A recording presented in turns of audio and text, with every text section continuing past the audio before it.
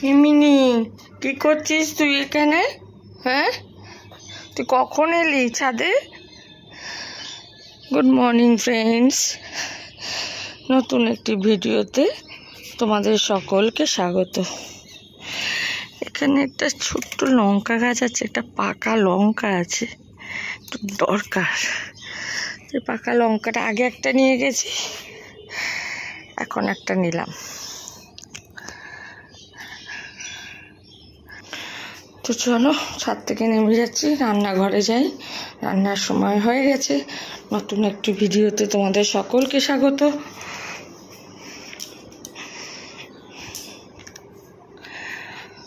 কড়াই বসিয়ে দিয়ে গেছিলাম, কড়াই গরম হয়ে গেছে। আমি আজকে যে রান্নাটা তোমাদের সঙ্গে শেয়ার করব, সেটা রান্নাটা সম্পূর্ণ সর্ষের তেলে হবে। রান্নাটা করতে আমাদের যা লাগবে, প্রথমে তো বলে দিই, তোমাদের আজকে যে রেসিপিটি শেয়ার করব সেটা হচ্ছে, আজকে করব তেল পটল। তো আমি এখানে দেখো 5 মিনিটের মতন হলো আমি পটলের খোসা এরকমভাবে ছাড়িয়ে নিয়ে নুন হলুদ মাখিয়ে রেখেছি। আর মাথাটা আমি এরকম করে একটু একটু করে ফেড়ে নিয়েছি, যাতে ভেতরটা ভালোভাবে ভাজা হয়। এখানে আমি কিছু মশলা করার জন্য নিয়েছি। ওটা 5 কাঁচা লঙ্কা, একটা ছোট সাইজের, বেশি বড় না, মাঝারি থেকেও ছোট সাইজের পেঁয়াজ, একটা মাঝারি সাইজের টমেটো, আর এই পাকা লঙ্কা দুটোই ছাদের যে ছোট্ট লঙ্কা গাছটা ওখানে ছিল, কারণ এটা আমার লাগবে শেষে। আর একটু 1 ইঞ্চির মতন আদা নিয়েছি। এর একটা পেস্ট আমাকে বানাতে হবে। আর কিছু গুঁড়ো মশলা লাগবে, যেখানে থাকবে হলুদ, লঙ্কার গুঁড়ো, ধনে গুঁড়ো, জিরে গুঁড়ো, আর লাগবে নুন, চিনি। তো তেলটা গরম হয়ে গেছে, একটু কড়াইতে তেলটা ঘুরিয়ে নিই। আরে বাবা, সাঁড়াশিটা আমার শাশুড়ির আমলের, ঢিলা হয়ে গেছে, আমি আবার সাঁড়াশি ছাড়া করতে পারি না। যাই হোক, তেল গরম হয়ে গেছে, এবার আমি পটলগুলো দিয়ে দেবো।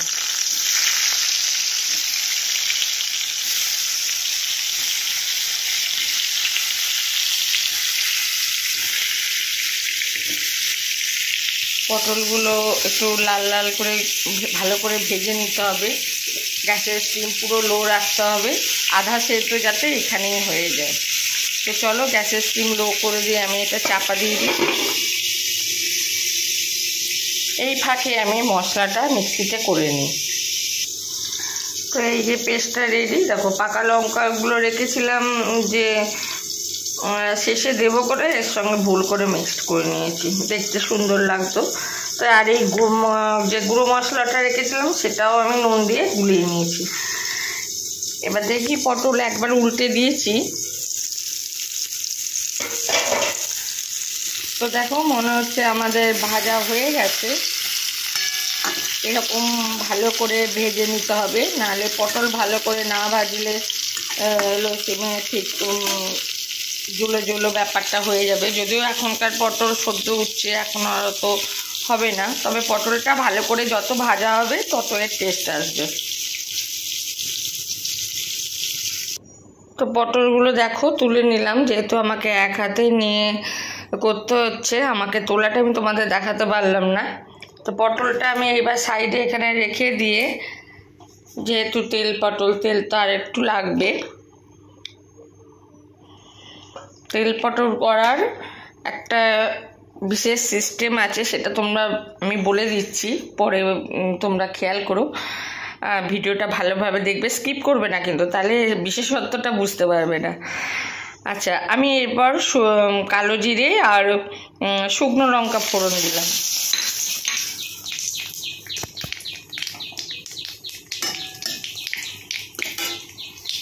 এইবার আমি যে টমেটো, পেঁয়াজ, আদা, লঙ্কার যে পেস্টটা ছিল সেটা আমি দিয়ে দেবো।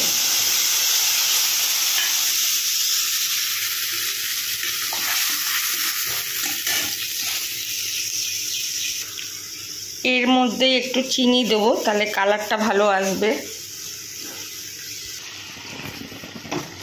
তো এবার এটা ভালো করে কষাতে হবে। এটা কষানোর উপরেও তেল পটলের স্বাদ অনেকটা নির্ভর করে।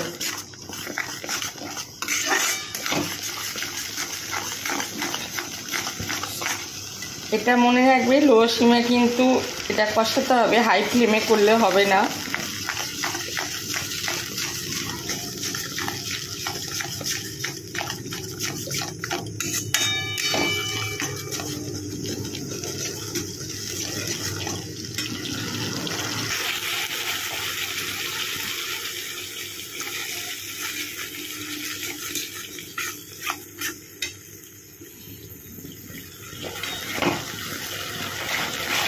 তো যখন দেখবে এটা কষাতে কষাতে একটু গন্ধ আসছে, তখন মনে করবে এটা কষানো হয়ে গেছে। এরপর যে গুঁড়ো মশলাটা আমি গুলে রেখেছিলাম জলে, ওইটা দিয়ে দিতে হবে। মশলাটা বাটি ধোয়া জল একটু দিতে হবে। আর এবার আর একটু তেল দিতে হবে।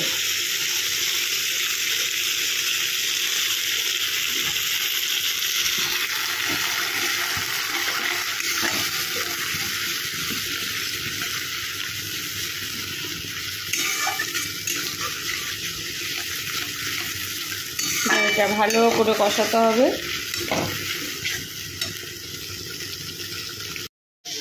তো এই দেখো ভালোভাবে কষানো হয়ে গেছে, দেখলে বুঝতেই পারছো তেল ছেড়ে দিয়েছে। এবার আমি পটলগুলো দিয়ে দেবো। পটলগুলো দিয়ে একটু ওখানে নাড়াচাড়া করব। এটা তো বেশি ঝোল হবে না, মাখো মাখো হবে। বাহ, উঠে যাস না। এবার আমি অল্প একটু যে মশলা বাটি দেওয়া জল একটুখানি আমি এটা গড়িয়ে দেবো।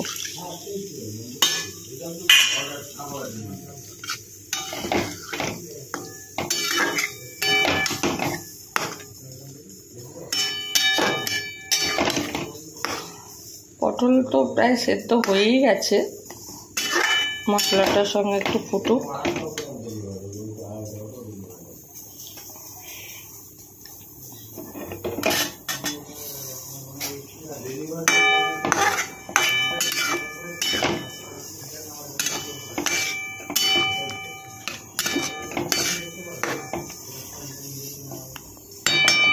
চলো এবার একটু গ্যাসের মিডিয়ামটা একটুখানি বাড়িয়ে দেবো, এটা আস্তে আস্তে হতে থাকে।